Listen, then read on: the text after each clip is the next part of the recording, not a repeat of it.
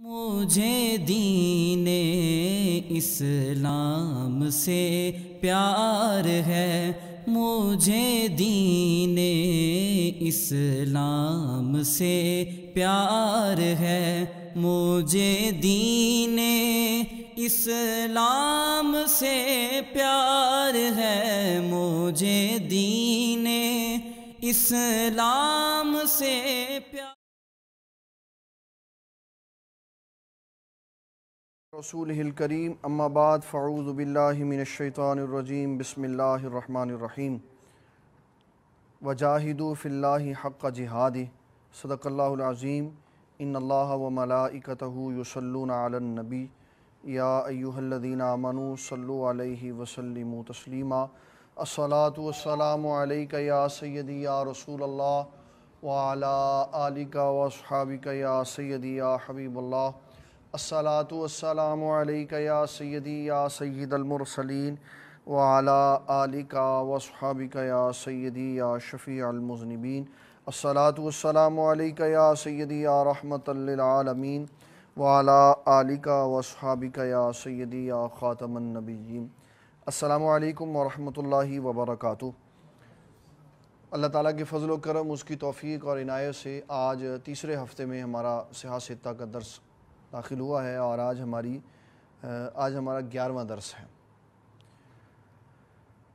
آخری میں حدیث نمبر 37، 38 اور 39 ہم نے ذکر کی تھی، لیکن ہم نے حدیث نمبر 36 چھوڑ دی تھی کیونکہ وہ قیام رمضان سے ریلیونٹ نہیں تھی۔ آج ہم پہلے اس کو ذکر کریں گے، پھر اپنے اگلے مضمون کی طرف چلیں گے۔ بڑی خوبصورت حدیث ہے اور ہر مجاہد کی اصل اس حدیث کے اندر موجود ہے۔ رسول اللہ صلی اللہ تعالیٰ علیہ وسلم کے بڑے پیارے صحابی حضرت سیدنا ابو ہریرہ رضی اللہ تعالیٰ عنہ اس کے راوی ہیں۔ فرماتے ہیں نبی اکرم شفیع معظم صلی اللہ تعالیٰ علیہ وسلم نے فرمایا، جو شخص اللہ تعالیٰ کی رضا کے لیے جہاد کی طرف نکلا، اللہ تعالیٰ اس کا ضامن ہے، پھر وہ ایمان کے ساتھ لوٹے گا اور میری تصدیق کے ساتھ لوٹے گا، یا وہ ایمان کے ساتھ نکلا اور میری تصدیق کے ساتھ نکلا۔ جب وہ لوٹے گا تو اجر و ثواب کے ساتھ اور مال غنیمت کے ساتھ لوٹے گا، اور اگر وہ شہید ہو جائے گا تو اللہ تعالیٰ جل مجدہ الکریم اس کو جنت عطا فرمائے گا۔ یہ دو نعمتیں اس کو عطا فرما دی۔ اگر وہ واپس آیا تو مال غنیمت بھی لے گا اور اجر و ثواب بھی لے گا، اور اگر شہید ہو گیا تو اللہ تعالیٰ جل مجدہ الکریم شہادت کی موت کی وجہ سے اس کو جنت عطا فرمائے گا۔ اتنی بات مجاہد کی فضیلت میں تھی، لیکن اگلی بات نے فضیلت میں قوت پیدا کر دی۔ آقا کریم صلی اللہ تعالیٰ علیہ وسلم نے فرمایا، وَلَوْلَا أَنْ أَشُقَّ عَلَىٰ أُمَّتِي مَا قَعَدْتُ خَلْفَ سَرِيَّةٍ، اگر میری امت پہ بوجھ نہ بن جاتا، مشکل نہ ہوتا، تو میں کبھی کسی جہاد سے پیچھے نہ رہتا، ہر جہاد میں شرکت کرتا۔ یہاں تک کہ 3 دفعہ آپ نے یہ کلمہ ارشاد فرمایا میں اللہ کی راہ میں شہید کیا جاتا، پھر زندہ کیا جاتا، پھر شہید کیا جاتا، پھر زندہ کیا جاتا اور پھر شہید کیا جاتا۔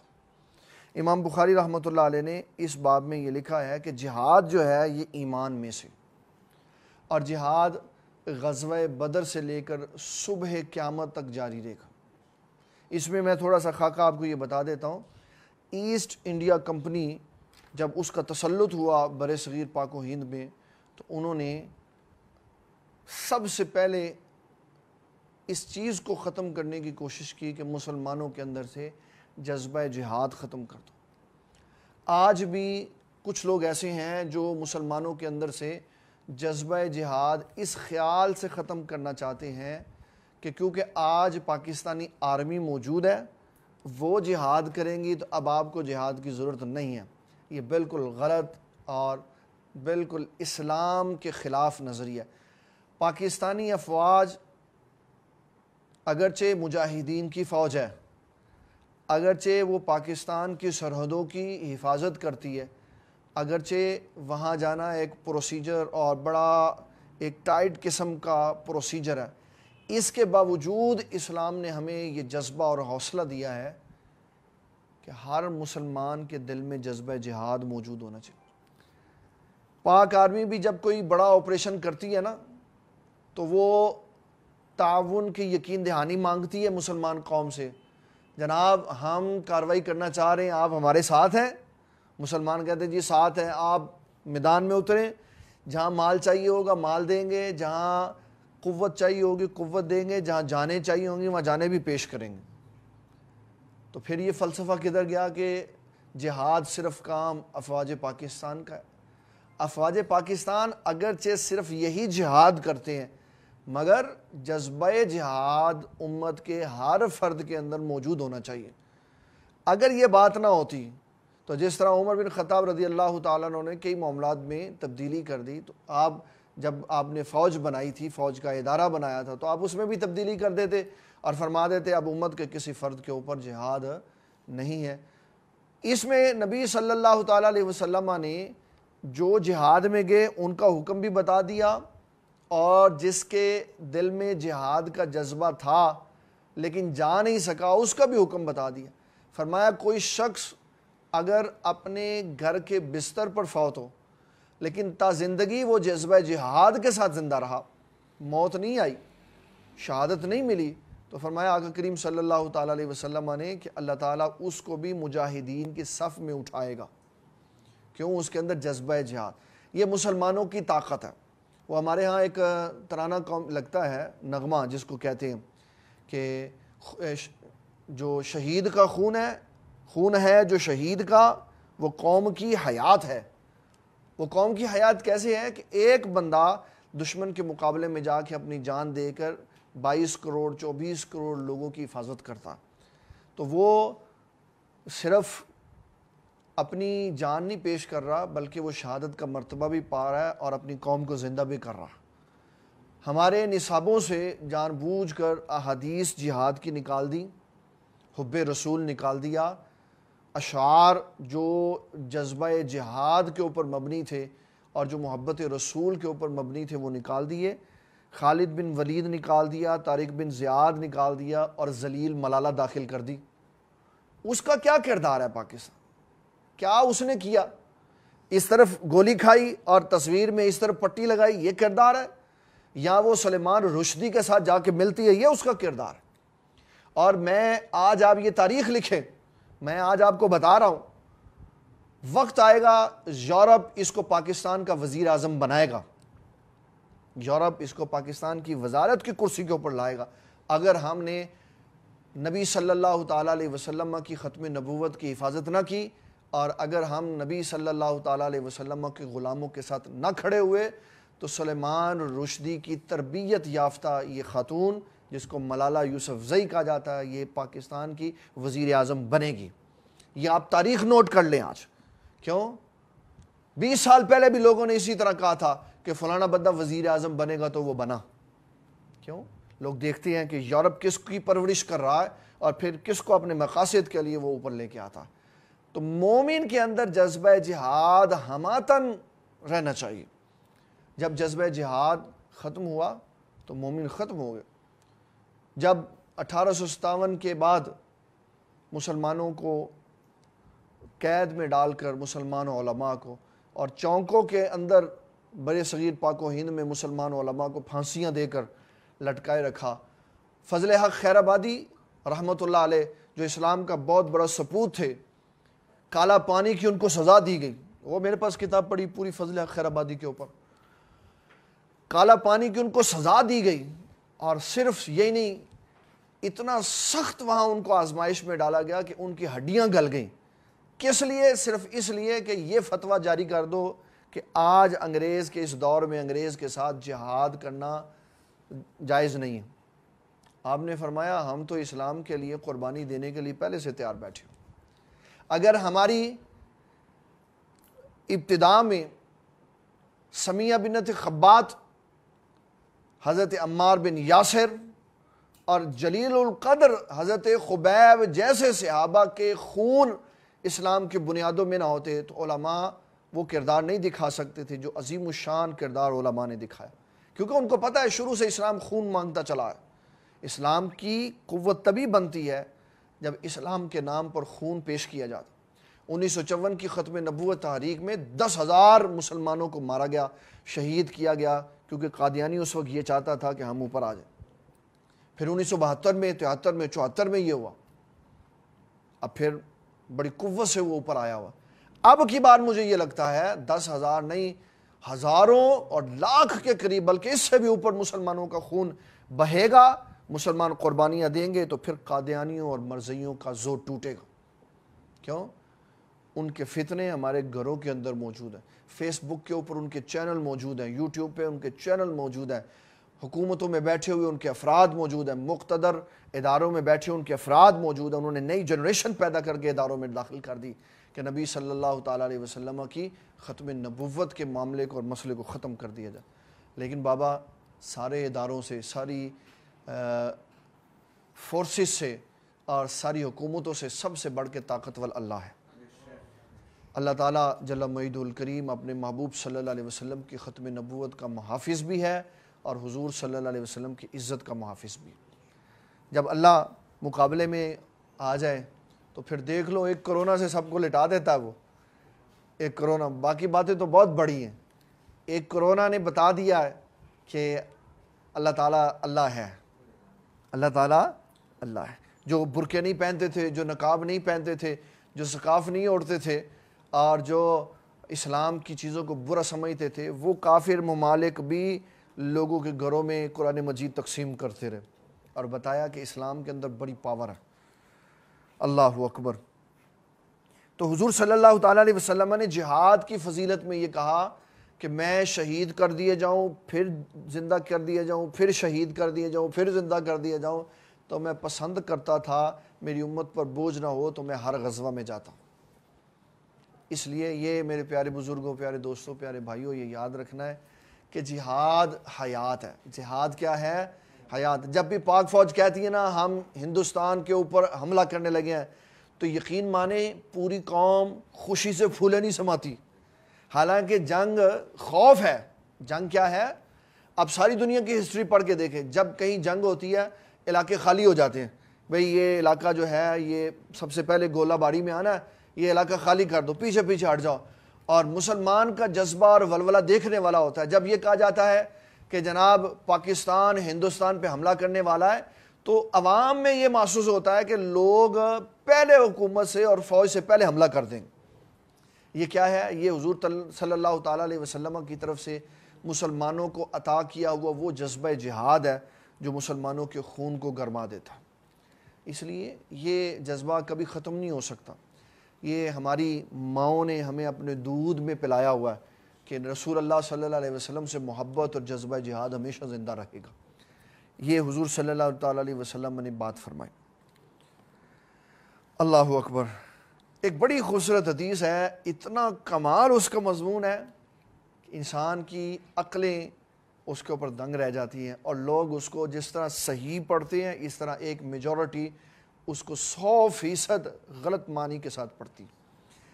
باب نمبر ہے 30, حدیث نمبر ہے 39.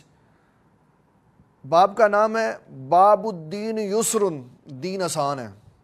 دین کیا ہے؟ 4 کی 2 پڑھ لو, سارے دن میں 48 رکعات کی 17 پڑھ لو, فجر میں 2 پڑھ لو, عصر میں 4 پڑھ لو, فجر میں 2 سنتے چھوڑ دو, عصر کی 4 سنتے چھوڑ دو, 2 بعد والی چھوڑ دو, 2 نفل. دین بڑا آسان ہے. دین کیا ہے؟ بڑا آسان. اسلام کی کسی کو دعوت دو, پردے کا کسی کو, دین اتنا سخت نہیں ہے. یہ تو مولویوں نے سخت بنا دیا. کس نے بنا دیا؟ مولویوں نے سخت بنا دیا. حدیث سنیں, پھر اس کے بعد ہم حدیث کے اوپر بات کریں.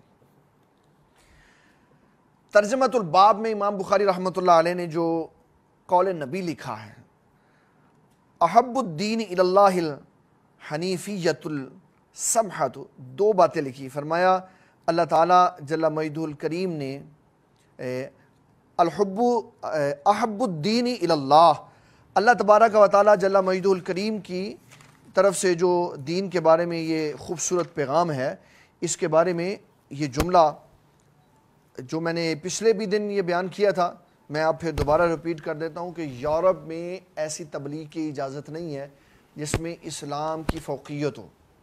ان الدین عند اللہ الاسلام آیت کے بارے میں نے پیش کیا, اور یہ حدیث فرمایا کہ احب الدین الی اللہ, اللہ کے نزدیک محبوب ترین دین دین اسلام ہے. دین کون سا؟ الحنیفیت, جو ہر باطل سے جدا ہے, السمحۃ, جو آسان ہے, وہ دین اللہ کے نزدیک سب سے محبوب دین ہے, سب سے. حدیث اس کے اندر ہے حضرت ابو ہریرہ رضی اللہ تعالیٰ عنہ کی, نبی صلی اللہ تعالیٰ علیہ وسلم نے فرمایا ان الدین یسر, دین آسان ہے, وَلَن يُشَادُ الدِّينَ أَحَدٌ إِلَّا غَلَبَهُ, فرمایا جب کوئی دین پر غلبہ پانے کی کوشش کرتا ہے تو دین ہمیشہ غالب آ جاتا. یہ پوری دنیا کی قوتوں کو چیلنج ہے رسول اللہ صلی اللہ تعالیٰ علیہ وسلم کا. فرمایا جب کوئی دین پر غلبہ پانے کی کوشش کرے گا تو دین غالب آ جائے گا. دین کیا ہوگا؟ غالب آ جائے. ادھر قرآن شریف پڑھا ہوا ہے, وہ ذرا پکڑائیں. ہاں وہ والا پڑھا ہوا. نبی صلی اللہ تعالیٰ علیہ وسلم نے کیا فرمایا؟ اب آپ سماعت فرما رہے ہیں. ان الدین یسر, دین آسان ہے. فرمایا جو دین پر غلبہ پانے کی کوشش کرے گا دین اس کے اوپر غالب آ جائے, غالب دین ہی رہے گا. میں اس کی تائید میں یہ آپ کو آیت مبارکہ سنانے لگا ہوں تاکہ آپ کو پتہ چلے کہ دین ہی غالب رہنا ہے. یورپ جو مرضی کر لے, یورپ جو مرضی کر لے, دین ہی غالب رہنا ہے, کیونکہ یہ بات اللہ تعالیٰ جل مجیدہ الکریم نے خود فرمائی ہے. یہ ہے سورۃ مجادلہ, آیت نمبر ہے 21. فرمایا کتب اللہ لأغلبن انا ورسولی, اللہ تعالیٰ نے ازل میں یہ لکھ دیا ہوا کہ غلبہ میرا اور میرے رسول ہی کا رہنا, غلبہ میرا اور میرے رسول صلی اللہ تعالیٰ علیہ وسلم ہی کا رہنا. ان اللہ قوی عزیز, فرماتا ہے اس لیے کہ قوت والا بھی میں ہوں اور غالب بھی میں ہوں. اللہ کہتا ہے قوت والا بھی میں ہوں, غالب بھی میں ہوں, اس لیے اس نے ازل میں لکھ دیا ہوا ہے لأغلبن انا. دیکھو کتنا خوبصورت اس کی قرآن مجید کی جو لفاظی ہے اور اس کا مضمون کتنا خوبصورت ہے. جب کہا تو فرمایا میں قوی میں ہوں, غالب میں ہوں, اور غلبہ صرف یہ نہیں کہا میرا رہنا, میرا بھی رہنا ہے, میرے رسول کا بھی رہنا. یہ اس کی اپنے محبوب صلی اللہ تعالیٰ علیہ وسلم سے کمال درجے کی محبت ہے. حضور صلی اللہ تعالیٰ علیہ وسلم فرماتے ہیں جس نے دین پر غلبہ پانے کی کوشش کی, جس نے یہ کہا کہ میں مسجد قابو کر لوں, میں مدرسے قابو کر لوں, میں مولوی سارے قابو کر لوں, میں یہ کر لوں, میں وہ کر لوں, کسی طرح میری پالیسی دین پہ غالب آ جائے تو وہ یہ یاد رکھے, رسول اللہ صلی اللہ تعالیٰ علیہ وسلم فرماتے ہیں دین نے غالب رہنا ہے. کس نے غالب رہنا ہے؟ دین نے غالب رہنا ہے. کیوں؟ اس کی حفاظت کرنے والا اللہ ہے, اس کی حفاظت کرنے والا اللہ ہے, اور کوئی اس کی حفاظت کرے نہ کرے, رب دین کی حفاظت کر رہا. پھر نبی صلی اللہ علیہ وسلم نے فرمایا فصدو, اور میں نے آج اس کو جب دیکھا نا تو مجھے اس کا ایک بڑا معنی خوبصورت آیا. فصدو وقاربو, نبی صلی اللہ تعالیٰ علیہ وسلم نے فرمایا کہ صدہ یصدو کا مطلب ہوتا ہے کہ کسی شے کو آپس میں ملا دینا. فرمایا تم مل کے رہو اور ایک دوسرے کا خیال رکھو, مل کے رہو اور ایک دوسرے کا خیال رکھو, یعنی درست کام کرو اور درستی کے قریب ہو جاؤ, اللہ کے قریب ہو جاؤ. تو کیا ہوگا پھر؟ وَأَبْشِرُوا, ایک دوسرے کو خوشخبریاں سناؤ, ڈراؤ نہیں, ایک دوسرے کو خوشخبریاں سناؤ. جناب آپ قبر میں کامیاب ہوں گے, آپ کو اللہ تعالیٰ جل مجیدہ الکریم ٹھنڈی ٹھنڈی ہوائیں عطا فرمائے گا. ایک بندہ کہنے لگا کہ یہ نہیں کہنا چاہیے جی کسی کے لیے یہ دعا نہیں کرنی چاہیے کہ جا اللہ تجھے جنت الفردوس میں دے. کہتا یہ تو سب سے آخری مقام. بابا اگر کوئی کسی کے لیے بلند درجے کی دعا کرتا ہے تو اس میں تیرا کیا جاتا ہے؟ بتاؤ تیرا کیا جاتا ہے؟ تو نہیں دینا, جنت تو اللہ نے دینی ہے, جنت تو اللہ تعالیٰ نے دینی ہے. اور انسان کے لیے دوسروں کو وہ دعا دینی چاہیے جو یہ چاہتا ہے میرے لیے آئے. اگر یہ چاہتا ہے مجھے جنت الفردوس میں جگہ ملے, یہ لو آپ بات کرتے ہیں. بابا یہ قرآن مجید کتنی عظیم کتاب ہے, اللہ تعالیٰ نے تو اس میں کمال ہی کر دیا. ارشاد باری تعالیٰ ہے اگر تم اللہ تعالیٰ کے فلاح پانے والے بندے بن جاؤ، کیا کرو؟ نمازوں میں گڑ گڑاؤ، بیہودہ باتوں سے التفات کرو، زکوٰۃ دو، اپنی شرمگاہوں کی حفاظت کرو۔ فرمایا یہ کام کرو، الذین یرثون الفردوس، اللہ تجھے جنت فردوس کا وارث بنائے گا، اللہ تجھے جنت فردوس کا وارث بنائے گا۔ کام کرو۔ یہ کیا ہے کہ جنت فردوس نہیں ملنی؟ وہ کس کے لیے ہے بتاؤ نا؟ یہاں تو وہ جنت فردوس ایک کمرہ ہے، تو پھر کہا جائے کہ نہیں وہاں صرف گنتی کے 3-4 بندے جانے ہیں۔ اگر وہ سب سے اعلیٰ ہے تو اس کا مطلب ہے وہ سب سے بڑی بھی ہے۔ اگر وہ سب سے اعلیٰ ہے وہ سب سے بڑی ہے، کیونکہ جس کو اللہ تعالیٰ جنت میں جہاں بلند سے بلند مقام رکھے گا تو نیچے والے سے اوپر والا جو ہوگا وہ ہر طرح میں اعلیٰ ہوگا، ہر طرح میں وسیع میں ہوگا۔ تو جنت الفردوس سب جنتوں سے اعلیٰ جنت۔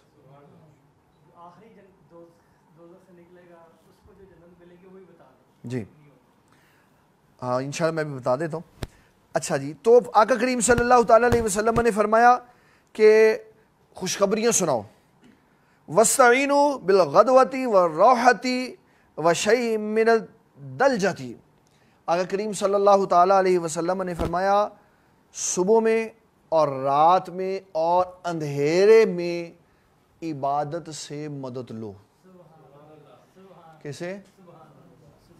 فجر دیاں 2 پڑھو تے عصر دیاں 4 پڑھو، تے اے کدے واسطے آئی؟ فرمایا کہ عبادت سے مدد لو۔ تہجد بھی پڑھو، صبح بھی پوری نماز پڑھو، شام کو بھی پوری پڑھو۔ لوگوں کو کس ٹریک پہ تم چلا رہے ہو کہ 2 پڑھ لو تو 4 پڑھ لو تو 3 پڑھ لو تو بس جان چھوٹ گئی؟ میں پتہ نہیں پہلے سنایا کہ نہیں، لیکن آج سنا دیتا ہوں۔ بابا جی نگینہ صاحب رحمۃ اللہ علیہ ایک گاؤں میں چلے گئے، تو وہاں آپ نے واعظ فرمایا جو نمازیں ہمارے فرض کم ہو جائیں گے نا تو پھر سنتیں فرض بن کے اور واجبات فرض بن کے چلے۔ تو پنڈ دے چودھری نے مولوی نو بلا لیا کہ مولوی صاحب بابا جی اے جڑی روایت سنائی صحیح ہے؟ انہوں نے کہا ہاں۔ انہوں نے کہا خبیثہ تو ساری زندگی سنتا تو نفل ہی نہیں پڑھن دیتے، اگر فرض کم ہو گئے تو پوری کہاں سے پڑے گی؟ فرض کم ہو گئے تو پوری کہاں سے پڑے گی؟ تو فرمایا صبح میں، شام میں اور اندھیرے میں عبادت سے مدد طلب کرو، عبادت سے مدد طلب کرو۔ اور وہ جو پیچھے میں نے بھی روایت سنائی تھی اس کا میں پھر دوبارہ حوالہ دے دیتا ہوں۔ آقا کریم صلی اللہ تعالیٰ علیہ وسلم نے اس بندے کو جس نے روزہ توڑ دیا، نہیں ربیہ والی روایت سنائی تھی میں نے کل پرسوں میں، تو آپ نے اس کو یہی کہا کہ جب اس نے کہا نا حضور جنت میں مجھے آپ کا ساتھ چاہیے، تو آپ نے فرمایا سجدوں کی کثرت سے میری مدد کر۔ کہ یہ کہا آپ نے بس فرض 2 فجر کے پڑھ لے اور عصر کے 4 پڑھ، آپ نے فرمایا سجدوں کی کثرت کر، تیرے سجدوں کو کثرت سے کرنا یہ میری مدد ہوگی۔ سجدے پڑھ، عبادت کیا کر، جتنی تو زیادہ عبادت کرے گا اللہ اتنا ہی تجھے قرب عطا فرمائے۔ اس لیے جو بندہ یہ کہے فجر 2 پڑھ لو، ظہر 4 پڑھ لو، عصر 4 پڑھ لو، انہوں آگ لا دیو۔ بھئی احادیث کی کتابیں کدھر گئی؟ سنتیں اور واجبات اور نوافل کدھر گئے؟ بخاری تو پٹ رہا ہے، اسی لیے یہی تو کہہ رہا ہے امام بخاری، یہی تو امام بخاری رحمۃ اللہ علیہ فرما رہے ہیں کہ کوئی شخص اس وقت تک اللہ کا قرب پا ہی نہیں سکتا جب تک وہ نفلوں کی کثرت نہیں کرتا۔ نفلوں کے بغیر اللہ کا قرب، اللہ محبت تب کرے گا جب یہ نفلوں کی کثرت کرے گا۔ اور لوگوں کا ٹریک ہی غلط کر دیا، پنڈی انہوں نے جانا سی، انہوں نے پشاور پہنچا دیتا، کہتے نفل چھاڑ دو جی، سنتا چھاڑ دو جی، واجبات چھاڑ دو، بس 2 فرض پڑھ لو، نماز تھوڑی پوری ہو گئی۔ رسول اللہ صلی اللہ تعالیٰ علیہ وسلم نے فرمایا ہم نے اس سلسلہ میں 2 عظیم اور جلیل فضلاء، مولانا مفتی آصف یوسفی اور مولانا صادق فرید سعیدی صاحب زیدہ شرفہ، ان دونوں کے اجتماع میں ہم نے ایک اکٹھا پروگرام رکھا ہوا ہے سحری ٹرانسمیشن میں نگینہ ٹی وی کے اوپر، جہاں یہ بتائیں گے فرائض کی اہمیت کیا ہے، واجبات کی اہمیت کیا ہے، سنتوں کی اہمیت کیا ہے، نوافل کی اہمیت کیا ہے۔ یہ ساری کے وقت کا ایک پورے گھنٹے کا پروگرام ہے تاکہ لوگ سحری بھی کھاتے ہوں، ساتھ میں ان کو یہ خیال بھی ہو کہ ہم نے فجر کی سنتیں بھی پڑھنی اور فرض بھی پڑھنے۔ یہ انشاءاللہ رمضان شریف میں ان کو یہ پروگرام دیکھنے کو ملے گا۔ تو آقا کریم صلی اللہ تعالیٰ علیہ وسلم نے فرمایا کہ صبح میں اور شام میں اور اندھیرے میں نماز سے مدد لو۔ انہوں نے پیارے بھائی نے سوال پوچھا، میں اب اس کی طرف آتا ہوں، پھر اس کے بعد ہم آگے چلیں گے۔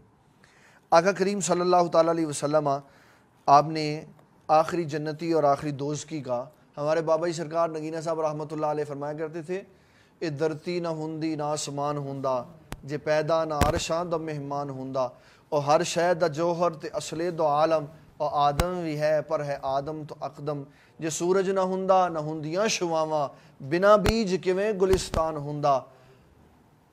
پھر آخری شعر میں آپ نے فرمایا کرم جے نہ ہوندا میرے مصطفیٰ دا، نہ لگدا پتا ابتدا انتہا دا۔ کون ہمیں بتاتا کہ آخری جنتی اور آخری دوزکی کون ہے؟ یہ سارا کرم ہمارے آقا صلی اللہ تعالیٰ علیہ وسلم۔ کرم جے نہ ہوندا میرے مصطفیٰ دا، نہ لگدا پتا ابتدا انتہا دا، نہ یوسف نگینہ لٹاؤندا نگینے، نہ مضمون ہوندا نہ عنوان ہوندا۔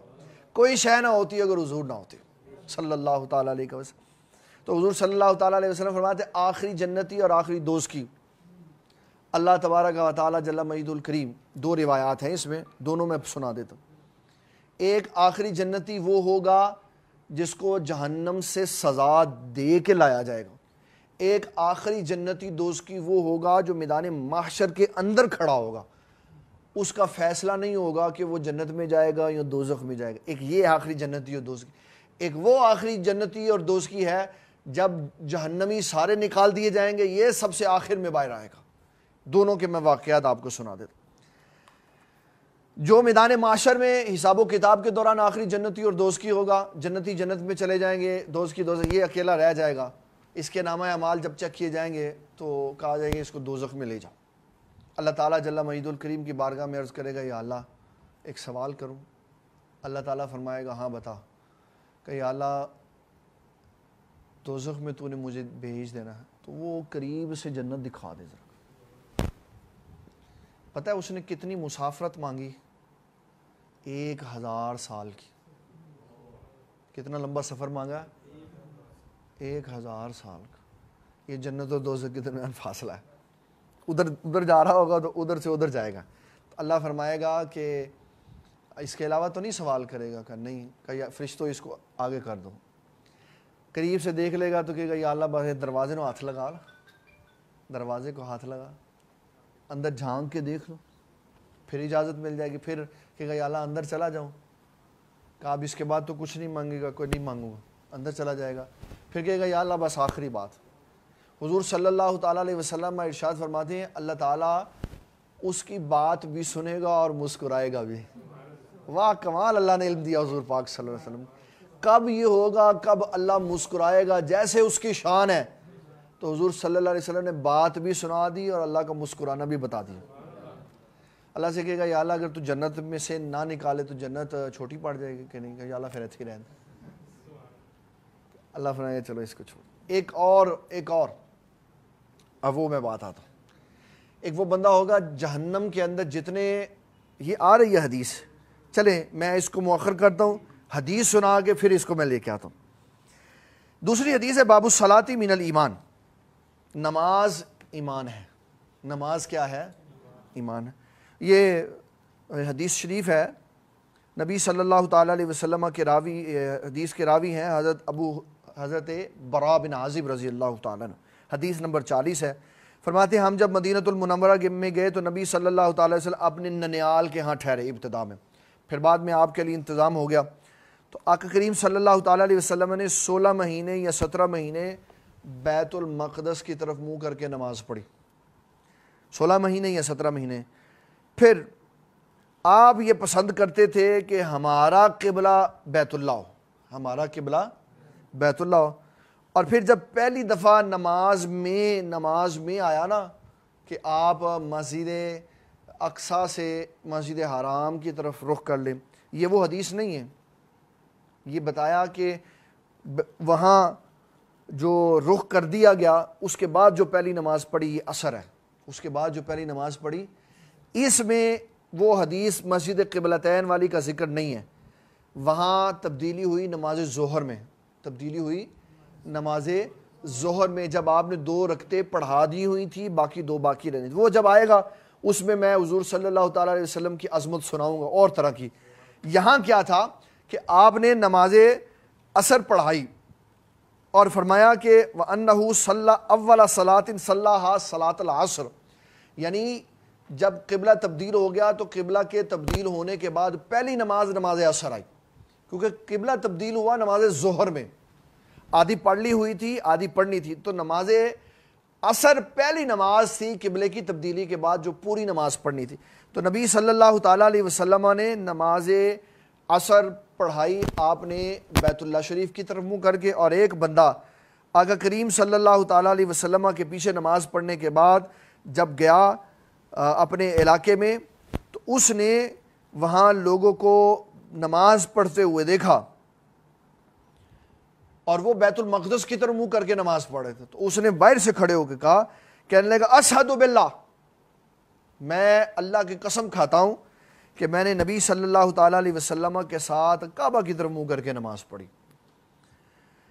جب اس نے یہ کہا تو ساروں نے نماز میں رخ تبدیل کر دیا، ساروں نے۔ امام بخاری رحمۃ اللہ علیہ نے یہ حدیث جو لکھی، اس میں ایک مسئلہ یہ بھی نکلتا ہے، سچا بندہ اکیلا بھی حدیث بیان کرنے والا بات کرنے والا ہو تو اس کی بات مانی جائے گی، کیونکہ اس اکیلے صحابی کی بات مانی گئی۔ خبر واحد جو ہوتی ہے وہ قابل استدلال ہوتی ہے، کیونکہ یہ خبر واحد تھی، اکیلا صحابی گواہی دے رہا تھا کہ جناب والا ادھر سے رخ ادھر تبدیل ہو گیا، اور سچے بندوں کی بات۔ اور پھر فقہاء نے محدثین نے یہ لکھا کہ خود بھی اجتہاد کیا جا سکتا ہے۔ حضور کے زمانے میں اس نے کہا ادھر خط تبدیل ہو گئی ادھر بھی تبدیل کر لو، کہ جب حضور پاک نے پیغام نہیں بھیجا آپ نے تبدیل کر لی تو سب کو اجازت ہے تبدیل کرنے کی، سب کا قبلہ وہی ہے جو حضور صلی اللہ تعالیٰ علیہ وسلم کا قبلہ ہے۔ اور پھر اس کے ساتھ ساتھ جو مسائل بیان کیے وہ بھی بڑے خوبصورت تھے۔ فرمایا کہ قرآن مجید اللہ تبارک و تعالیٰ جل مجدہ الکریم کی کتاب ہے، اور قرآن مجید کے ساتھ ایک پورا سپورٹ رول کرنے والا، قرآن مجید کو مکمل کرنے والا ایک نظام رسول اللہ کی حدیث ہے کہ آقا کریم صلی اللہ تعالیٰ علیہ وسلم نے قرآن مجید میں بھی یہ بات ارشاد فرما دی، اور احادیث میں حضور نے بھی فرما دیا کہ میں نے بیت اللہ کو پسند کیا تو اللہ نے بیت اللہ کی طرف رخ کروا دیا۔ اور پھر بڑی خوبصورت بات ارشاد فرمائی، فرمایا کانت الیہود قد اعجبہم اذ کان یصلی قبل بیت المقدس، کہ یہودی یہ پسند کرتے تھے کہ ہمارے ساتھ لڑتے ہیں جھگڑتے ہیں جو مرضی کرتے ہیں، ہمارے ساتھ ان کے جو بھی معاملات ہیں، لیکن عبادت ہمارے قبلے کی طرف منہ کر کے کرتے ہیں، یہ پسند کرتے تھے۔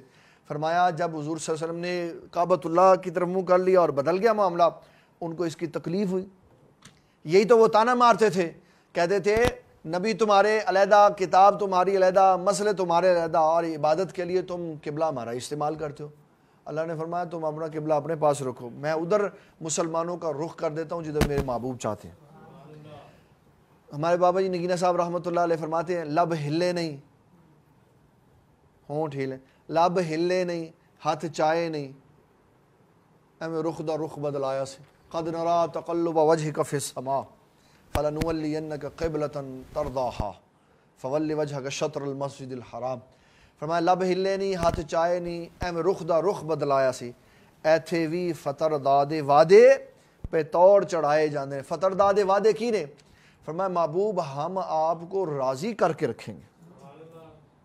تو حضور نے فرمایا میں تو راضی کوئی نہیں ہونا، حدیث ہے۔ آپ نے فرمایا میں نے راضی نہیں ہونا۔ حضور آپ کیسے راضی ہوں گے؟ فرمایا جب تک میرا ایک امتی بھی دوزخ میں ہوگا میں راضی نہیں ہونا۔ اچھا، حضور صلی اللہ تعالیٰ علیہ وسلم آپ نے فرمایا کہ وہ یہ پسند نہیں کرتے۔ پھر اگلی حدیث میں، حدیث نمبر 41، آقا کریم صلی اللہ تعالیٰ علیہ وسلم نے فرمایا اذا اسلم العبد فحسن اسلامہ، فرمایا جب بندہ مسلمان ہو جاتا ہے اور پھر اچھے کام کرتا ہے تو یہ کام اس کے پچھلے گناہوں کا کفارہ بن جاتے۔ اور فرمایا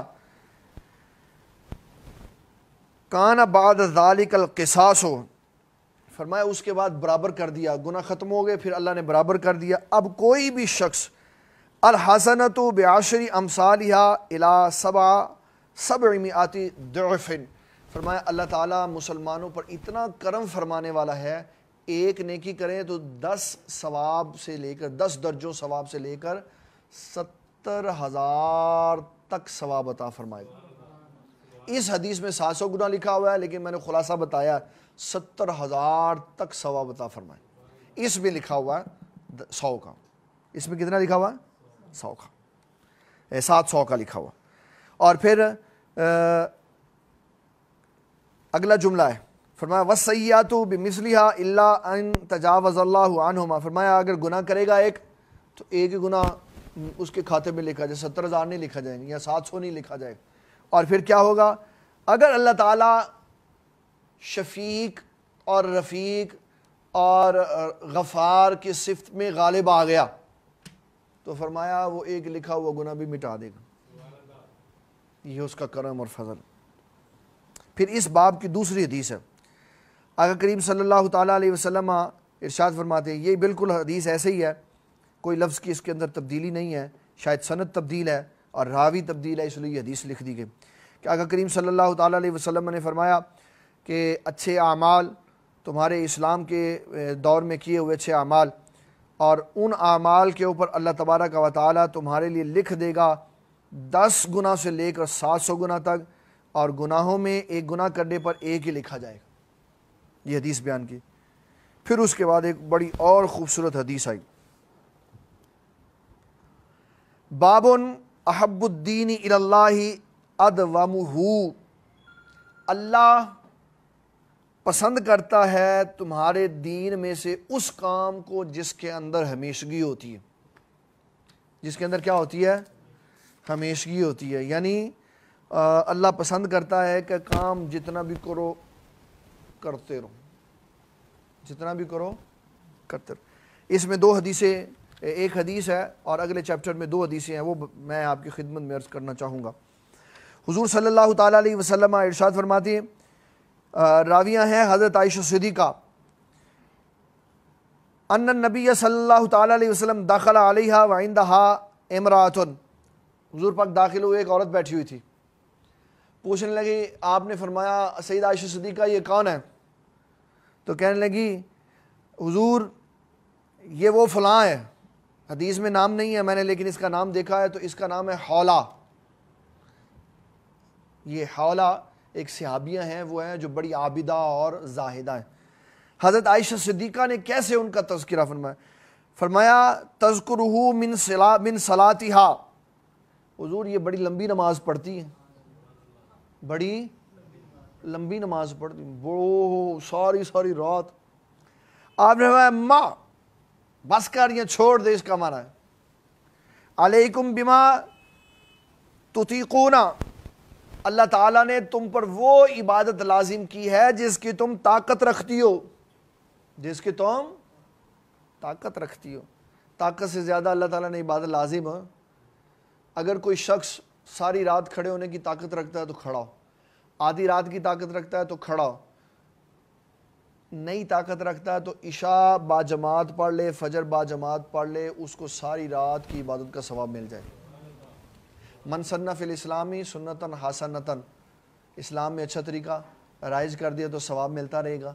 یہ بھی اسلام کا ایک پہلو ہے، اور یہ بھی پہلو ہے کہ حضور کے بتائے ہوئے طریقوں کے مطابق کام کر لو تو بھی ثواب ملتا رہے۔ ایک بی بی آئی، کہنے لگی یا رسول اللہ صلی اللہ تعالیٰ علیہ وسلم، میں عرض لے کے آئی ہوں۔ آپ نے فرمایا کیا ہے؟ کہا حضور میرا اس بندے سے نکاح کریں جو ساری رات عبادت کرتا۔ آپ نے فرمایا کون کرتا ہے؟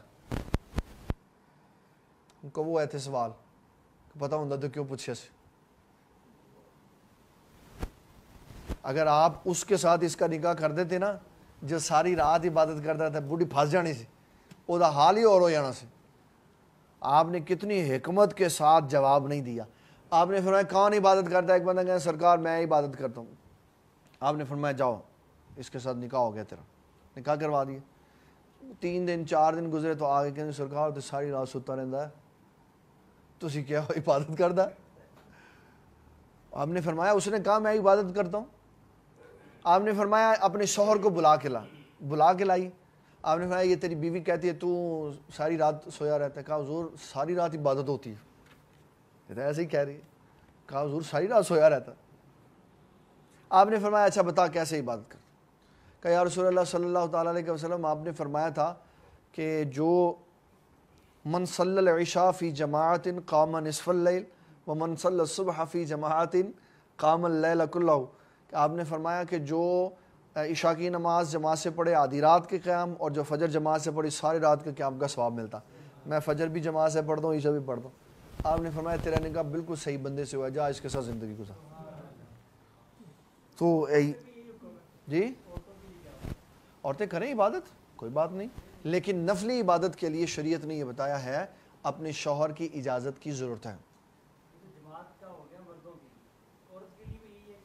ہاں جو عورت مردوں والی کسی بھی حدیث پہ عمل کرے گی اس کو وہی ثواب ملے گا جو مردوں کو ملتا۔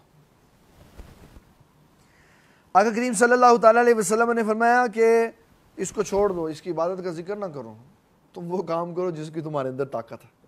آپ نے فرمایا فواللہ لا یملا اللہ حتی تملو، لا یمل اللہ حتی تملو، اس کا مطلب ہے جی کا بھر جانا، جی کا بھر جانا۔ اس کا بڑا محتاط ترجمہ ہمارے محدثین نے کیا۔ اللہ اکبر۔ فرمایا کہ اللہ تمہارے ساتھ ایسا سلوک نہیں کرے گا جیسا سلوک اکتاہٹ کرنے والا کرتا۔ ویسے حدیث کا معنی یہ تھا کہ جب تک تم نہیں اکتاتے اللہ بھی نہیں اکتاتا، جب تک تم عبادت کرنے سے نہیں اکتاتے اللہ بھی، اب یہ ترجمہ اللہ کے لیے نہیں ہو سکتا، اللہ اکتاتا ہی نہیں، تو اس کا ترجمہ محدثین نے کیا اللہ تمہارے ساتھ ایسا سلوک نہیں کبھی بھی کرتا جیسا سلوک اکتا ہوا انسان کرتا۔ اللہ تمہارے ساتھ کبھی بھی اکتاہٹ والا سلوک نہیں کرتا۔ فرمایا وہ پسند کرتا ہے اے میرے بندے تو وہ کام کر جس کام میں ہمیشگی ہے۔ اگر میرے والد گرامی رحمۃ اللہ علیہ فرمایا کرتے تھے اگر کوئی شخص ایک دن 50 رکھتے پڑے، پھر ہفتہ سویا رہے، پھر ہفتے بعد پھر 50 پڑھے، ثواب میں 50 والا زیادہ ہے، اور ایک روز 2 پڑھتا ہے ثواب میں کم ہے، لیکن اللہ کا محبوب زیادہ یہ ہے جس کے کام میں دوام ہے، جس کے کام میں دوام ہے، وہ استقامت کے ساتھ چل رہا۔ نیکی کم ہے یا زیادہ ہے لیکن استقامت ہے، وہ اللہ کے قریب زیادہ ہوگا۔ پھر فرمایا باب و زیادت الایمانی و نقصانی، یہ شروع میں جب ہم نے کتاب الایمان شروع کی تھی نا تو ایمان کی کمی اور زیادتی کا ذکر ہم نے وہاں پہ پڑھا تھا، اس لیے میں اس کی طرف نہیں جاؤں گا، صرف میں اس کے اندر جو حدیث بیان ہوئی ہے اس کو، کیونکہ اس کے ضمن میں نے حدیث سنانی ہے اس لیے میں اس کو سنانا چاہ رہا ہوں۔ آقا کریم صلی اللہ تعالیٰ علیہ وسلم نے ارشاد فرمایا، حضرت انس فرماتے ہیں کہ اللہ تعالیٰ دوزخ سے بندوں کو نکالے گا 3 طرح کے بندوں کو۔ نمبر 1 ایک لفظ فرمایا یخرج من النار من قال لا الہ الا اللہ فی قلبہ وزن برۃ من الخیر، گندم کے جو کہ پہلے فرمایا شعیرۃ من الخیر، شعیرہ کا معنی یہ بیان کیا جو کے برابر اگر کسی کے دل میں ایمان ہوگا، جو کا دانہ ہوتا ہے نا، اس کے برابر کسی کے دل میں ایمان ہوگا تو اللہ اس کو بھی دوزخ سے باہر نکالے گا۔ پھر فرمایا کہ وزن برۃ من الخیر، گندم کے دانے کے برابر کسی کے دل میں ایمان ہوگا اس کو بھی اللہ نکالے گا۔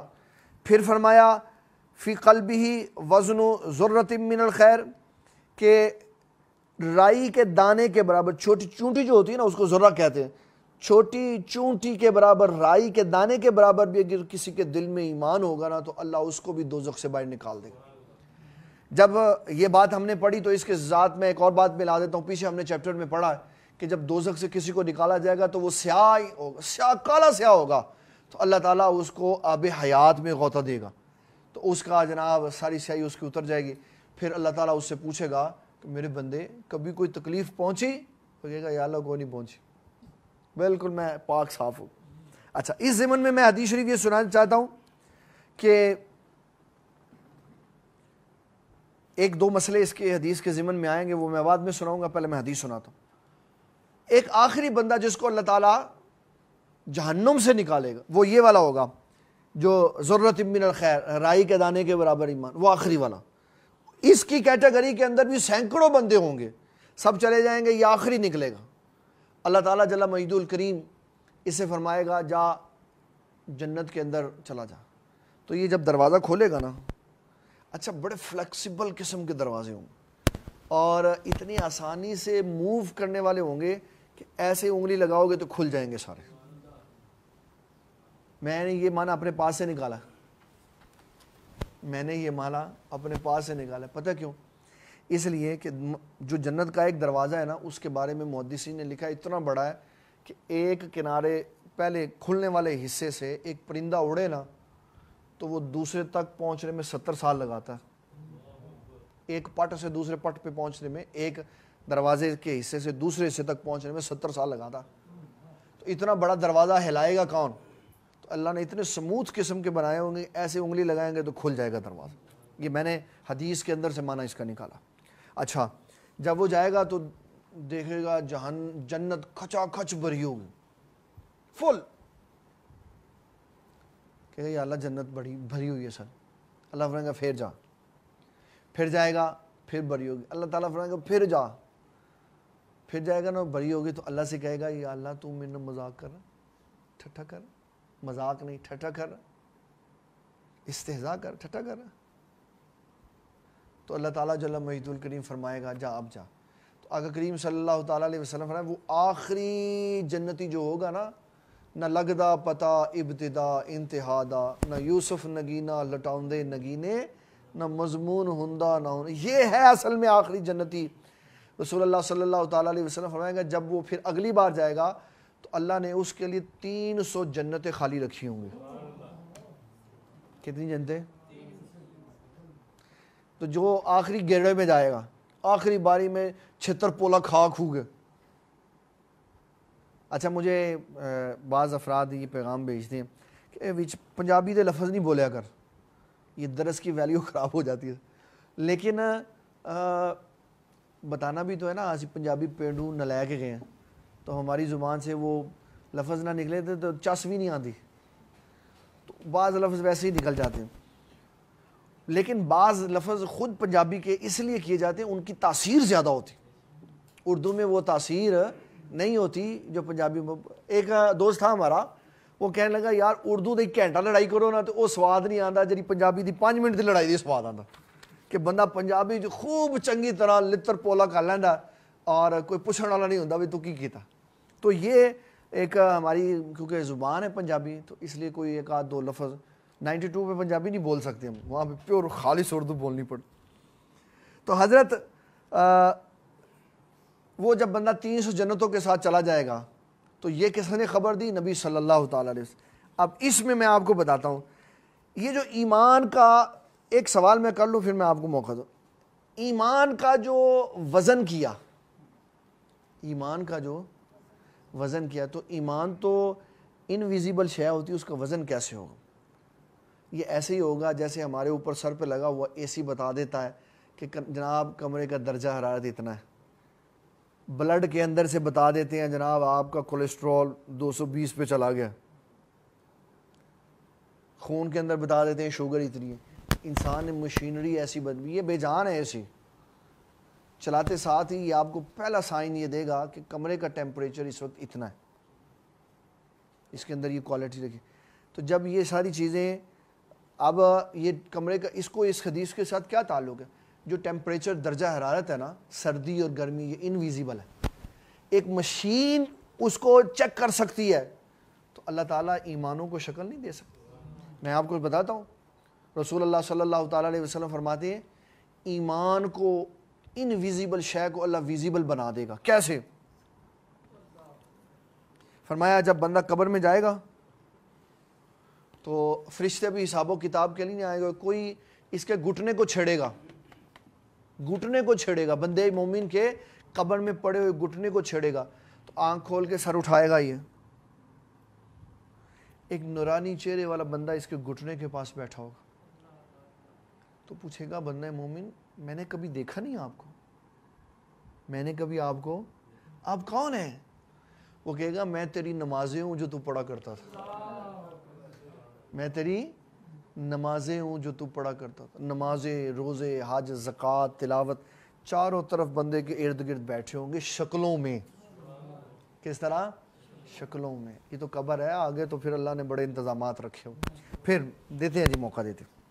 پھر نبی صلی اللہ تعالیٰ علیہ وسلم نے اس باب کی دوسری حدیث میں ایک ہوا معاملہ کہ حضرت عمر بن خطاب فرماتے ایک یہودی آیا، اس نے کہا اے امیر المومنین، یہ جو آپ اپنی کتاب کی تلاوت کر رہے ہیں، اگر یہ آیت آپ کی بجائے ہمارے اوپر نازل ہوتی تو ہم اس دن عید کا دن مناتے۔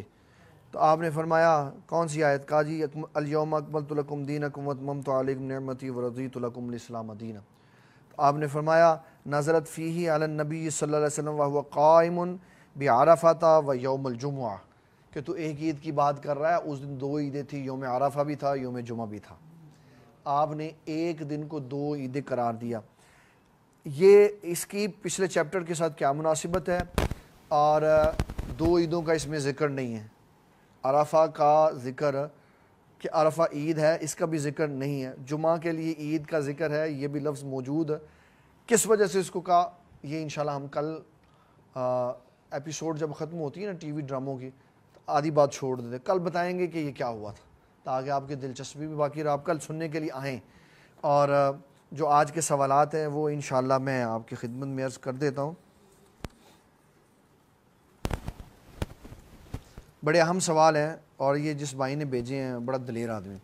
قادیانی کو جو کافر نہ سمجھے، کیا وہ کافر ہے؟ اس سے کیسا تعلق رکھے؟ اس سے قادیانی کو جو کافر نہ سمجھے، بڑی دور کی بات، بڑی دور کی بات۔ امام اعظم ابو حنیفہ رضی اللہ تعالیٰ عنہ نے فرمایا جو کسی کافر کو یہ کہہ دے نا، جو ہو ختم نبوت کا منکر مدعی ہو، اس کو کہ تیرے کل کی دلیل ہے، فرمایا وہ بھی کافر ہو جاتا، کہ اس نے حضور پاک کی بات میں شک کیا تو وہ یہ کہے کہ میں اس کو کافر نہیں سمجھتا، یہاں میں اس کو کافر اس لیے سمجھتا ہوں، یہاں میں اس کو کافر اس لیے کہتا ہوں کہ وہ ہمیں کافر کہتے ہیں، وہ کافر کہنا چھوڑ دے تو میں بھی کافر، یہ پڑھلے درجے کا خود کافر ہے، اس کا اسلام کا درس دینا حرام ہے، اور جو لوگ اس کا درس سنتے ہیں ان کا اس کا درس سننا بھی حرام ہے۔ صرف وہ لوگ سن سکتے ہیں اس کا درس جو علماء ہیں اور اس کی بات سن کر اس کا جواب دیتے ہیں۔ انجینئر محمد علی مرزا ان کافروں میں سے کافر ہے، وہ کہتا ہے کہ میں قادیانیوں کو اس لیے کافر نہیں کہتا، اس لیے کافر کہتا ہوں کہ وہ ہمیں کافر کہتے ہیں، اگر وہ ہمیں کافر نہ کہے تو میں ان کو بھی کافر نہیں کہوں گا۔ یہ اس کے سوشل میڈیا پہ کلپ موجود ہیں، اس لیے ایسے بے دینوں کی باتیں سننے سے ہمیں احتراز کرنا چاہیے۔ کیا غیر مسلم کے ساتھ شہید کا لفظ لگانا جائز ہے؟ ہمارے پاکستان کے ایک علامہ کہتے ہوتے تھے کہ امریکہ جس کو مار دے وہ کتا بھی ہو تو شہید ہوگا۔ غور کریے گا تو آپ کو یاد آئے گا یہ کیڑے علامہ دا قول ہے۔ بابا جی غیر مسلم کے ساتھ شہید کا لفظ لگانے کی قطعاً اجازت نہیں ہے۔ شہید صرف وہ ہے جو اس کرائٹیریا پہ پورا اترتا ہے۔ جو شہید میں آتے ہیں دو طرح کے ہیں، ایک میدان جہاد میں جا کے، ایک گھر میں رہنے والے، دیوار گر گئے، طاعون کی بیماری سے مر گیا، اپنے مال کی حفاظت کرتے ہوئے مر گیا، اپنے بچوں کی حفاظت کرتے ہوئے مر گیا، پیٹ کی بیماری سے مر گیا، جل کے مر گیا، یہ وہ سارے شہید ہیں جن کو حضور پاک نے شہید کیا۔ سیاسی قتل میں سب سے پہلے تو یہ یاد رکھیں کہ جو سیاسی قتل تب ہوتے ہیں جب اختلاف ہوتا، اور اختلاف سے پہلے ان کا اجتماع ہوتا ہے۔ اصل سیاسی اجتماع اور جو اکٹھ ہے یہ علامت قیامت ہے۔ اس کو ہم نے اپنے درس سیاستہ میں آج تیسری دفعہ ڈسکس کیا ہے کہ رسول اللہ صلی اللہ تعالیٰ علیہ وسلم نے فرمایا یہ علامت قیامت ہے کہ لوگ اپنے دنیاوی اور سیاسی مفادات کے لیے ایک دوسرے کے ساتھ مل کے بیٹھ جائیں گے اور دونوں کا مطلوب و مقصود دنیا ہوگی۔ سیاسی شہید کہاں پہ ہے؟ کوئی سیاسی شہید نہیں ہے۔ یہ پاکستان کی ٹرم ہے اور پاکستان کی ٹرم کے علاوہ اس کا کوئی تعلق نہیں۔ کوئی سیاسی شہید نہیں ہوتا، صرف شرعی شہید ہوتا ہے اور وہی جنت میں شہداء کے درجے میں جائے۔ افواج پاکستان کی موجودگی میں ان کی اجازت کے بغیر ایک عام مسلمان کس درجے کا جہاد کرنے کا؟ نہیں، میں نے یہ نہیں کہا۔ میں نے یہ کہا ہے کہ جب افواج پاکستان بلاتی ہے تو سارے لوگ لبیک کہتے ہیں جی ہم حاضر ہیں۔ افواج پاکستان کو اگر ہم پیچھے چھوڑ کے جہاد کی بات کریں گے تو فساد فی الارض کے زمرہ میں چلا جائے گا۔ ہماری پاکستان میں جو جہاد کی تنظیم ہے جس کو تحریک لبیک پاکستان کہتے ہیں، جن کے سربراہ علامہ خادم حسین رضوی ہیں، وہ بھی اسی کے قائل ہیں کہ فوج کہے ہمیں پھر ہم جائیں گے۔ اگر فوج کی اجازت کے بغیر ہی جہاد پہ جانا مطلوب و مقصود ہوتا، حکومت پاکستان کی اجازت کے بغیر ہی، تو آج والے دن تک انہوں نے کشمیر فتح کر دینا تھا۔ ان کو پتہ ہے کہ اگر ہم فوج کی اجازت یا ان کے بنائے ہوئے قوانین کے بغیر نکلے تو فساد فی الارض میں ہمیں شامل کر دیں گے اور بغاوت میں ہمیں شامل کر دیں گے۔ وگرنہ جتنا جذبہ جہاد پاکستان کے لوگوں کے اندر موجود ہے، ایک دفعہ افواج پاکستان کہہ کے تو دیکھے کہ جناب تم خود ہی جا کے کشمیر فتح کر لو، تو خود ہی کشمیر فتح کر لیں گے۔ یہ ان کے اندر اتنا جذبہ ہے، لیکن اجازت پاکستان کی افواج کی بغیر جانے کی نہیں ہے۔ ملکی طور پر بھی یہ ملک کے امن کے خلاف بھی ہے، اور پاکستانی افواج کی تذلیل بھی ہے کہ ہم ان کو چھوڑ کر خود ہی جہاد کے لیے نکل جائیں۔ ہم نے یہ کہا کہ افواج پاکستان جب قوم کو کہتی ہے کہ ہم وہاں فلاں کام کرنا چاہ رہے ہیں، آپ ہمارے پیچھے ہیں، تو قوم کہتی ہے ہم آپ کے پیچھے ہیں، آپ کھڑیں جی، اگر آپ کہیں گے تو ہم آگے بھی آگے کھڑے ہو جائیں۔ یہ اس کا معنی مراد ہے۔ اس کا معنی قطعی طور پر یہ مراد نہیں ہے کہ ہم افواج پاکستان کی نفی کر رہے ہیں یا ہم کچھ اور چاہ رہے ہیں۔ مطلب یہ ہے کہ اپنے دلوں میں جہاد کا جذبہ رکھو، ہر روز جذبہ رکھو، ہر لمحے جذبہ رکھو کہ جہاد کا جذبہ آپ کے دلوں سے کبھی نہ نکلے۔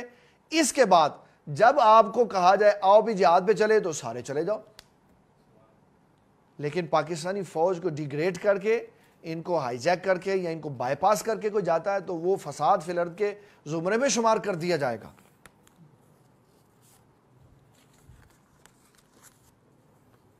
جب فجر و عشاء کی نماز باجماعت ادا کر کے ساری رات کا ثواب حاصل کرتا ہے، کیا اسی طرح عورت کو بھی؟ جی جواب دے دیا میں نے، اس طرح جی دے دیا، بات ہی میں دے دیا تھا جواب۔ ہلاک، جاں بحق، شہید اور قتل کے لفظ کس صورت میں کس کس کے لیے استعمال ہوتے؟ یہ سمجھنے والی بات ہے۔ جب مسلمان فوت ہو جائے تو کہنا چاہیے جی واصل بحق ہو گیا یا جاں بحق ہو گیا، یعنی اس کی جان حق ہو گئی، اللہ کے پاس چلی، یا یہ کہنا چاہیے یہ شہید ہو گیا۔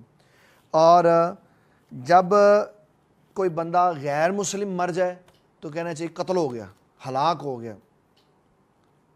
یہ لفظ مومن کے لیے، چاہے وہ مومن پاکستان کا ہو چاہے وہ مومن عراق کا ہو، جب مومن وصال کر جائے یا اس کا قتل ہو جائے تو اس کے لیے لفظ یہ بولتے ہیں کہ مومن شہید ہو گیا۔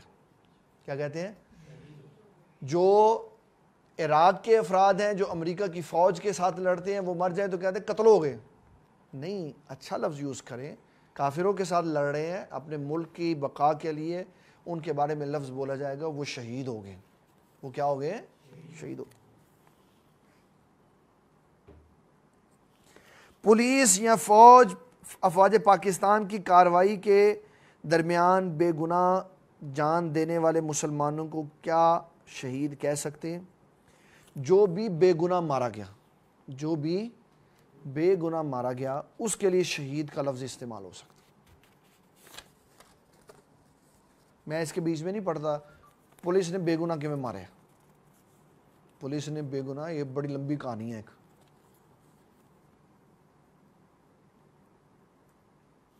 یہ ہمارے پیارے بھائی نے یہ سوال لکھا ہے، کہتے ہیں قربت کے لیے نفل ٹھیک لیکن لازمی صرف فرض ہیں، باقی نفل کبھی بھی فرض نہیں بن سکتے، نفل نماز نفل فرض بن سکتے ہیں، دلیل دیں۔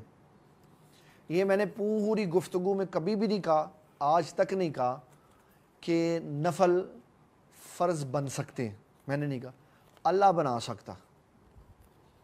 یہ بخاری پڑھی ہوئی ہے، اس کا کتاب الصلاۃ کا چیپٹر، کتاب الصیام کا چیپٹر نکالیں۔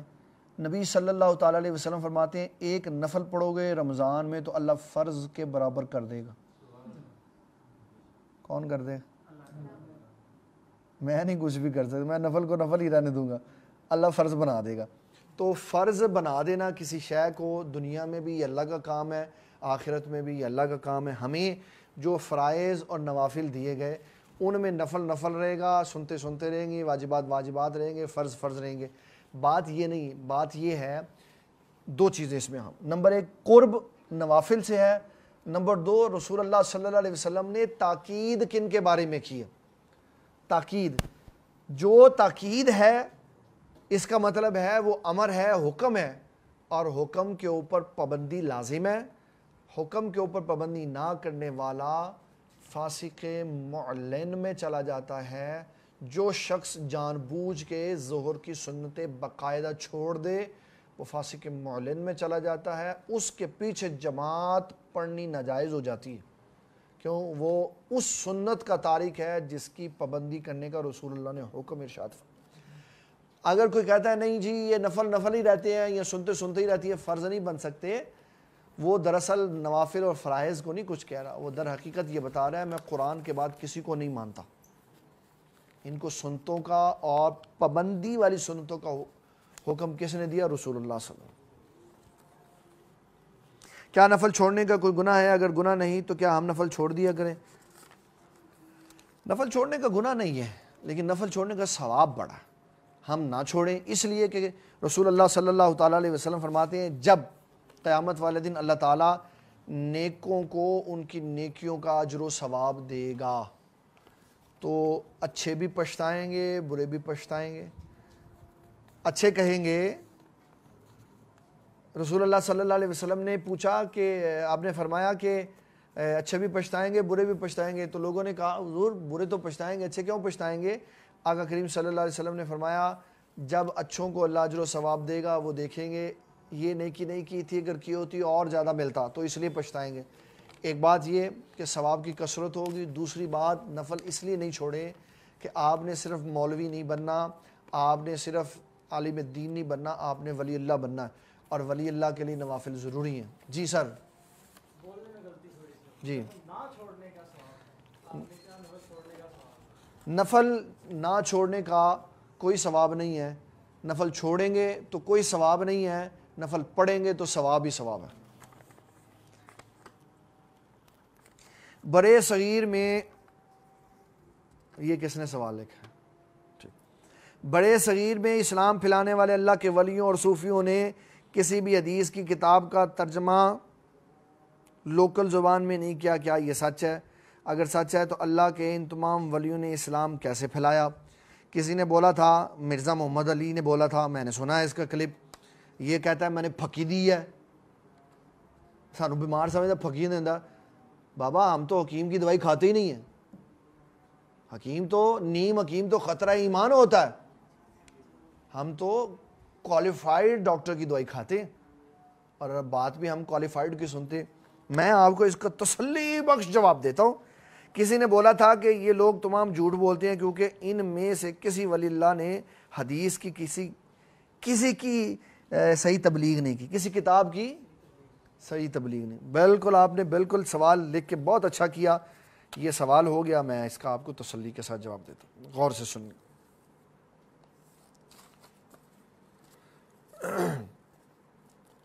مجھے یہ بتائیں ابن الحیثم جو ہے کہتے ہیں مسلم سائنٹسٹ ہے، ابن الحیثم ہی اس کو کہتے ہیں. وہ سائنٹسٹ ہے، کیا ہے؟ ابن حیان کون ہے؟ کیمیاء دان. ابو علی سینا کون ہے؟ سیاہ ہے، مسلمان ہے. یہ سوال آپ نے ان سے کیوں نہیں کیا؟ بھئی آپ اتنے بڑے آدمی، آپ نے قرآن کا ترجمہ کیوں نہیں کیا؟ اس لیے کسی نے فیلڈ یہ اپنا لی، کسی نے فیلڈ وہ اپنا لی. کوئی سائنسدان بن گیا، کوئی کیمیاء دان بن گیا، کوئی سیاح بن گیا. اسی طرح اسلام کے شعبے ہیں. ایک شعبہ ہے محدثین کا، ایک شعبہ ہے مفسرین کا، ایک شعبہ ہے مترجمین کا. یہ وہ لوگ ہیں جنہوں نے کام کیا ترجمے کے اوپر. ایک پورا شعبہ ہے تصوف کا. اولیاء اللہ تصوف کے میدان کے ماہر ہوتے ہیں، علم دین پڑھتے ہیں، صرف و نحو پڑھتے ہیں، پورے مروجہ علوم پڑھ کے پھر یہ پسند کرتے ہیں اپنی تصوف کی لائن کو، اس کے اندر یہ کام کرتے ہیں. اب جس طرح مفسر کو، محدث کو، کیمیاء دان کو یہ نہیں پوچھا جاتا آپ نے یہ کام کیوں نہیں کیا، اسی طرح صوفی سے یہ نہیں پوچھا جائے گا کہ تم نے ترجمہ قرآن کیوں نہیں کیا، کیونکہ کسی صوفی سے ہم شرعی مسئلہ نہیں لیتے. غوث اعظم کے بارے میں سوال کرتے ہیں، تم غوث اعظم کی 11ویں بناتے ہو، تو غوث اعظم تو رفع الیدین کر کے نماز پڑھتے تھے. تو مجھے بتاؤ ہم کون سا فقہی مسئلہ غوث اعظم سے لیتے ہیں؟ بابا غوث اعظم ہماری فقہ کے امام نہیں ہے، داتا صاحب رحمۃ اللہ علیہ ہماری فقہ کے امام نہیں ہے، معین الدین چشتی اجمیری ہماری فقہ کے امام نہیں ہے، یہ ہمارے تصوف کے امام ہیں، ہم تصوف کے مسئلے ان سے لیتے ہیں۔ انہوں نے تصوف کے فن کو پروان چڑھایا، انہوں نے اس باطنی علم کو جو رسول اللہ صلی اللہ تعالیٰ علیہ صحابہ کو دیا تھا اس کو پروان چڑھایا، اس کے اندر کتابیں لکھی، اس کے اندر کام کیا۔ ان کا شعبہ ہے تصوف کا، جو مفسرین ہے، جو محدثین ہے، 1400 سالوں میں انہوں نے لاکھوں نہیں کروڑوں کے حساب سے کتابیں قرآن کے ترجموں اور حدیث کی کتابوں کے اوپر لکھی ہوئی ہیں۔ آپ آنکھ والے ڈاکٹر سے یہ نہیں کہہ سکتے تجھے دل کا کیوں نہیں پتہ، وہ کہے گا میرا شعبہ نہیں۔ آپ دل والے ڈاکٹر سے یہ کیوں نہیں کہہ سکتے کہ جناب آپ یورولوجسٹ کیوں نہیں ہیں، وہ کہے گا میرا شعبہ نہیں ہے، میرا جو شعبہ ہے مجھ سے پوچھو۔ فقہائے کرام سے پوچھا جائے گا آپ نے حدیثیں پڑھی ہیں، وہ کہیں گے ہاں پڑھی ہیں۔ آپ نے قرآن پڑھا ہے، وہ کہیں گے پڑھا ہے۔ اچھا فقہائے کرام آپ نے کیا لکھا؟ انہوں نے کہا ہم نے قرآن کے اندر سے لاکھوں کروڑوں مسئلے نکالے، یہ پڑھے ہوئے ہیں، یہ ہمارا کام ہے۔ امام جلال الدین سیوطی محدث تھے، آپ نے کیا لکھا؟ وہ کہیں گے میں 1000 کتاب لکھی، اے دیکھو کتابیں میری پئی ہوئی۔ تو جس کا جو شعبہ ہے، جس نے جو شعبہ پسند کیا اس نے اس کے اندر کتاب لکھی۔ صوفیہ اکرام نے تصوف کے شعبے کو پسند کیا، انہوں نے تصوف کی کتابیں لکھی۔ مفسرین نے تفسیر کے شعبے کو پسند کیا، 1000 سے زیادہ تفسیر کی کتابیں، 1000 سے زیادہ حدیث کی کتابیں ہماری اس دنیا میں موجود ہیں جو محدثین اور مفسرین نے لکھی۔ یہ لوگوں کے دماغ کو خراب کرنا ہے۔ سائیکل والے کو کہا کہ تو چنے کیوں نہیں بیچتا، وہ بات ہے کرنے والی یار، اس نے یہ شعبہ پسند کیا تو اس نے اس میں کام کیا۔ امام اعظم ابو حنیفہ رضی اللہ تعالیٰ عنہ فرماتے پہلے میں نے سب سے پہلے علم پڑھنے کے بعد علم کلام کی طرف توجہ دی، علم العقائد کے اندر۔ پھر میں نے کہا یہ میدان چھوٹا سا ہے، اس کے اندر اتنی وسعت نہیں ہے، تو میں کسی وسیع کی طرف۔ پھر کہتے میں علم مناظرہ میں چلا گیا، پھر میں نے دیکھا مناظرہ بھی چھوٹا سا میدان ہے۔ فرماتے پھر میں فقہ کی طرف آیا کہ دنیا کے ہر مسئلے کے اندر سمجھ بوجھ اور فقہ کی ضرورت ہوتی ہے، یہ میدان بہت بڑا، اس میں کام کرو۔ تو ہر محدث، ہر مفسر، ہر فقیہ اور ہر صوفی کا علیحدہ علیحدہ ایک میدان ہے، اس میدان کے اندر اس نے کام کیا۔ یہ تو جاہل ہے، الو کا پٹھا ہے یہ جو سوال کرتا ہے کہ فلانے آدمی نے قرآن کی تفسیر کیوں نہیں لکھی، تو انجینئر ہے، تو سائیکلوں کو پینچر کیوں نہیں لگاتا، تو کہے گا میرا شعبہ نہیں۔ بابا ہمارا شعبہ ہم نے شروع سے لے کے اساتذہ بانٹے ہوئے ہیں، علماء کی تقسیم کاری کی ہوئی ہے۔ کبھی تو نے کوئی اصول کی کتاب نہیں پڑھی، کوئی ضابطے کی کتاب نہیں پڑھی، تجھے پتہ ہی کچھ نہیں ہے، تیری اصل ہی کوئی نہیں ہے۔ پھر تو کہتا ہے کہ جناب میں یہ ہوں تو میں وہ ہوں، تو میں اس کو کہتا ہوں یہ مرزئی ہے، یہ مرزا نہیں، یہ مرزئی ہے، یہ چھوٹا مرزئی ہے، غلام قادیانی کا چمچہ ہے یہ، جو یہ کہتا ہے کہ جناب دادا صاحب نے قرآن کا ترجمہ کون سا لکھا؟ معین الدین چشتی اجمیری نے کیا لکھا؟ جس نے ہزاروں لاکھوں مسلمان کیے، اس نے کیسے مسلمان کیے بابا بتاؤ؟ مکار اور ریاکار آدمی، پوری ہسٹری پڑھ کے دیکھ لیں، جن تہذیبوں کو لاکھوں لوگ پروان چڑھاتے تھے وہ تہذیبیں 100 سال کے اندر فوت ہو جاتی تھی، کیوں؟ ان کے اندر جان نہیں ہوتی تھی۔ داتا صاحب کی پوری زندگی 1000 سال کے اوپر محیط ہے، وہ کیوں بے جان نہیں ہوئی؟ معین الدین چشتی اجمیری سینکڑوں سالوں کے اوپر ان کا نظام چل رہا ہے، یہ کیوں بے جان نہیں ہوا؟ اس کا مطلب ہے کوئی بات تھی جو ان کو پروان چڑھائے ہوئے۔ اس لیے کبھی یہ لوگوں کے دکھوں میں نہ آئے کہ فلانے نے قرآن کی تفسیر کیوں نہیں لکھی، فلانے نے قرآن کی تفسیر کیوں؟ بھائی جس نے جو شعبہ اپنایا ہے وہ اس شعبے میں کام کر۔ دادا صاحب تصوف کے امام ہیں، غوث پاک تصوف کے امام ہیں۔ امام احمد رضا سے پوچھو، یہ سارے میدانہ دے امام نے، منطق، فلسفہ، بلاغت، قرآن، تفسیر، انہوں نے سارا کچھ لکھا۔ امام خازن سے پوچھو تو نے تفسیر لکھی ہوگا؟ میں لکھی۔ ابن کثیر نے لکھی، کیوں؟ ان کا شعبہ تھا تفسیر کا۔ جلال الدین سیوطی نے تفسیر بھی لکھی، حدیث بھی لکھی، ہر فن مولا گے سن۔ ٹھیک ہے، ہم جب مسئلہ لیں گے فقہی جس کے اوپر فتویٰ ہوگا، نہ غوث پاک کا لیں گے، نہ داتا صاحب کا لیں گے، امام ابو حنیفہ کا فتویٰ لیں گے۔ ٹھیک ہے، کیونکہ یہ فقہ کے امام ہیں۔ جب ہم تصوف کی بات کریں گے تو پھر ہم کہیں گے غوث پاک ایسے کہتے ہیں۔ نماز میں رفع الیدین یہ تصوف کا مسئلہ نہیں ہے، یہ فقہی مسئلہ، اور ہم بخاری سے یہ ثابت کریں گے انشاءاللہ۔ بخاری، مسلم، ترمذی، ابو داؤد، نسائی، ابن ماجہ سے یہ ثابت کریں گے جس سے امام بخاری نے درس حدیث لیا اس سے یہ ثابت کریں گے، صحابہ سے یہ ثابت کریں گے انشاءاللہ تبارک و تعالیٰ کہ جن صحابہ نے رفع الیدین کیا انہوں نے کرنا چھوڑ دی۔